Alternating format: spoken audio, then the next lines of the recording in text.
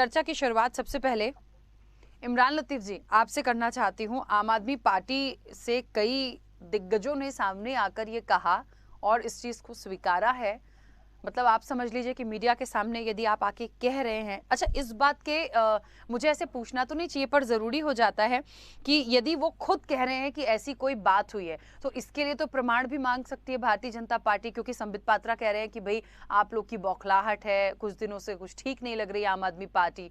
तो किस तरह से एक प्रमाण दे पाएंगे कि हाँ ऐसी बातचीत हुई है या ये ऑफर हुआ है?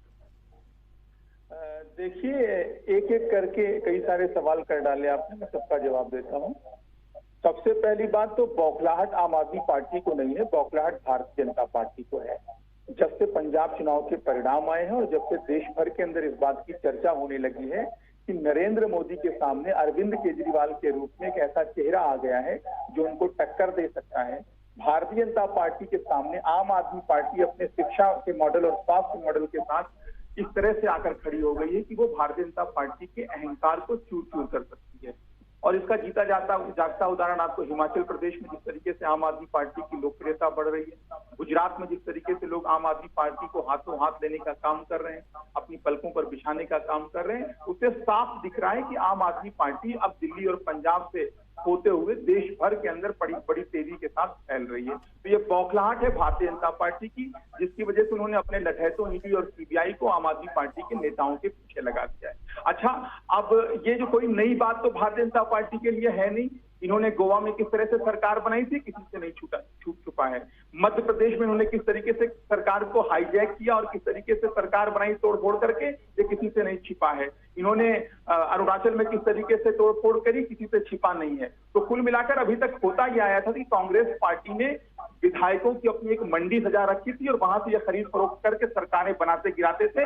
ये एक नजारा अभी तक देश ने देखा था, लेकिन पहली बार एक कट्टर ईमानदार और कट्टर देशभक्त पार्टी से भारतीय जनता पार्टी का मुकाबला हो रहा है कि हर तरीका इन्होंने अपना लिया। इन्होंने जब से आम आदमी पार्टी वजूद में आई है राखी जी, तब से सीबीआई और ईडी को काम पर लगा रखा है, दिल्ली पुलिस को काम पर लगा रखा है। दिल्ली के अंदर सीबीआई ने आम आदमी पार्टी के राष्ट्रीय संयोजक और दिल्ली के मुख्यमंत्री श्री अरविंद केजरीवाल जी के दफ्तर में छापा डाला, क्या मिला? कुछ नहीं मिला।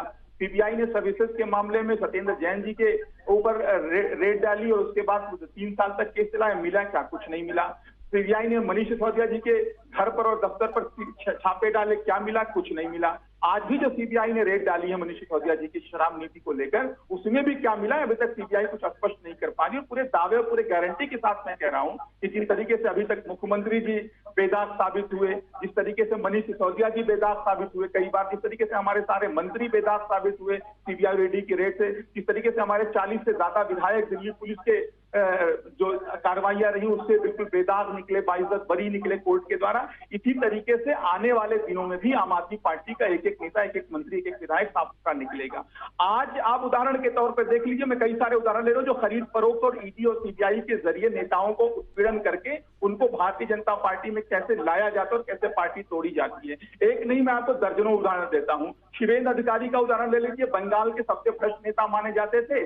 भारतीय जनता पार्टी रोज हल्ला दंगा करती थी, लेकिन जब उन्होंने भारतीय जनता पार्टी ज्वाइन कर लिया ईडी और सीबीआई के डर से, तो सारे केसेस भी हाइबरनेशन में चले गए। शिवेंदु अधिकारी को भारतीय जनता पार्टी ने लीडर ऑफ अपोजिशन बना दिया बंगाल के अंदर। तो ये पहला उदाहरण ले लीजिए। हेमंत बिस्वा शर्मा पानी के सबसे बड़े माफिया माने जाते थे पूरे ब्रह्मांड के अंदर। वाटर स्कैम के नाम पर पूरा तहलका मचा के रखा था भारतीय जनता पार्टी ने असम के अंदर। जब उन्होंने भारतीय जनता पार्टी ज्वाइन कर ली, दूध के धुले हो गए, उनको मुख्यमंत्री बना दिया। दूसरा उदाहरण ले लीजिए, नारायण राणे का उदाहरण ले लीजिए। ये देखिए, नारायण राणे को शामिल कराया, केंद्र में मंत्री बना दिया। सुखराम जी जो टेलीकॉम के घोटाले के लिए उनका उदाहरण ले लीजिए, अनिल शर्मा जी का उदाहरण ले लीजिए, अजित पवार जी का उदाहरण लीजिए। तो ईडी और सीबीआई का इस्तेमाल इन्होंने हमेशा किया है दूसरी पार्टियों को तोड़ने के लिए, दूसरे नेताओं पर दबाव बनाने के लिए और उनको अपनी पार्टी में शामिल करने के लिए। लेकिन आम आदमी पार्टी पर जब जब ये प्रयोग इन्होंने करने का प्रयास किया है, इससे पहले भी 2015 में प्रयास किया था। ठीक है, मैं वापस आती हूँ इमरान जी, अभी बीच में रोकूंगी और मेहमानों की प्रतिक्रिया आ जाए। देखिए मैं ठीक है बहुत लंबी